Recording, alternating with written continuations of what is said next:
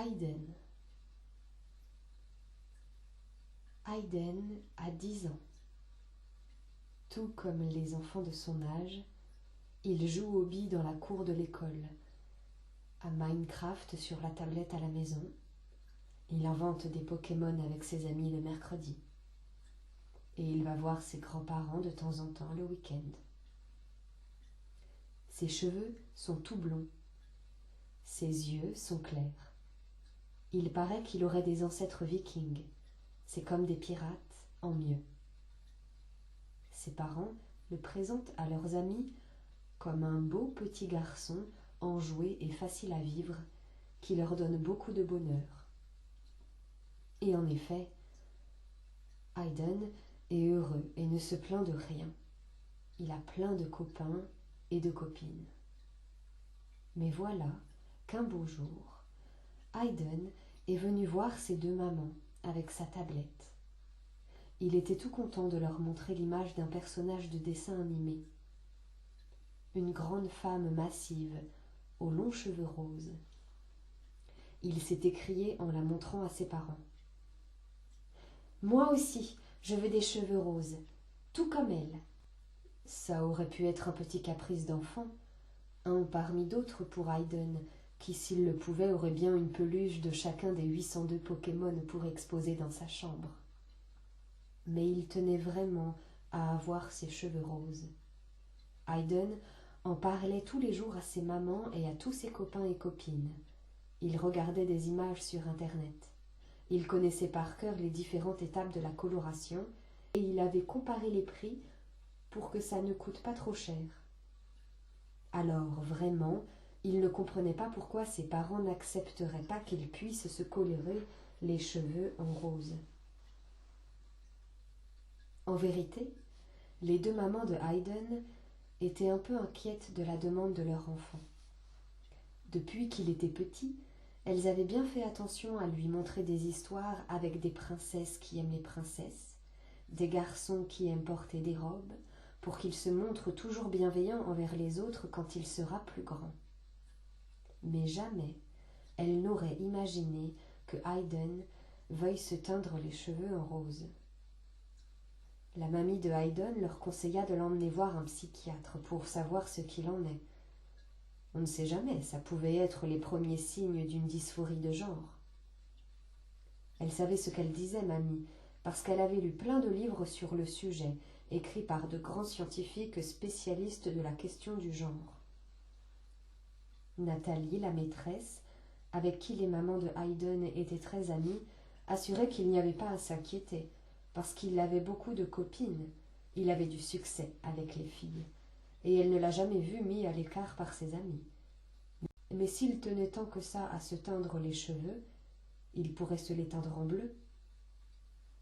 Son mari, Benoît, disait qu'avoir plein de copines, ce n'était pas forcément bon signe. Mais il n'a pas fini sa phrase parce que Nathalie lui a fait comprendre qu'il allait dire des grosses bêtises. La coiffeuse à domicile, quand Hayden lui a demandé son avis sur la coloration, a dit à ses parents que c'était sûrement parce qu'il n'avait pas eu de repère masculin dans la famille qu'il voulait avoir les cheveux roses, et que maintenant il allait être transgenre ou homosexuel par leur faute. Elle la fit ressortir, et ce n'est plus elle qui s'occupa de couper les cheveux de Hayden à l'avenir. Thomas et Christophe, un couple d'amis, expliquèrent aux deux mamans que ça n'avait rien de grave d'être homosexuel, et qu'elles devaient laisser leurs enfants s'exprimer dans l'expression de son genre, que c'était important pour son développement. Mais ça, elles le savaient déjà très bien. Elles ne comprenaient juste pas ce que tout le monde avait avec la sexualité d'Hayden, qui n'avait que 10 ans et qui devait penser davantage à Pikachu qu'à des garçons ou des filles. Le frère de l'une des mamans posa beaucoup de questions sur Hayden, sur les jeux auxquels il jouait, les vêtements qu'il portait, et même qui étaient ses héroïnes de dessins animés préférées. Il connaissait le fils d'un collègue qui avait 8 ans et qui était transgenre, et une jeune personne de sa fac qui était agenre.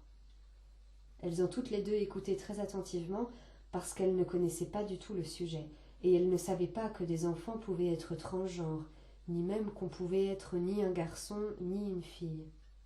Mais pour le moment, même si ça ne poserait pas de problème, Hayden voulait juste avoir les cheveux roses. Enfin, une amie sur Facebook leur rappela que les colorations pour les enfants c'est dangereux. Mais Hayden s'était bien renseigné et comme il avait les cheveux clairs, il n'aurait pas besoin de décoloration, donc c'était sans danger. Alors, les deux mamans décidèrent de lui faire confiance et acceptèrent qu'il se colore les cheveux. Elles l'ont accompagné à acheter la coloration dans le magasin. La vendeuse n'avait jamais eu de client aussi jeune, mais elle aida Hayden à trouver la teinte qui irait le mieux avec ses yeux. Un rose pastel, barbe à papa. Il trouvait ça très drôle, parce qu'il n'avait ni barbe ni papa. Il était tout heureux avec sa coloration. Il l'a fait tout seul, sans l'aide de personne, en s'aidant des vidéos qu'il avait vues sur YouTube. Le derrière n'était pas parfait, mais la couleur était vibrante sur ses cheveux blonds. Ses mamans étaient un peu inquiètes de ce que diraient les gens et de ce qu'il se passerait si Hayden se lassait de ses cheveux roses. Mais finalement, elles se dirent que c'était à leur enfant de décider ce qui était bon pour lui. Hayden a 10 ans. Il ne sait pas encore s'il aime les garçons, les filles, personne ou tout le monde. Il ne le sait pas vraiment ce que c'est en fait, être un garçon ou être une fille. Mais Hayden a toute la vie pour penser à ça. Pour le moment, Hayden adore ses cheveux roses, et à la cour de récré, ses copains ont tous trouvé qu'il ressemblait à un personnage de Dragon Ball. C'était une histoire de Judicaël Gauthier.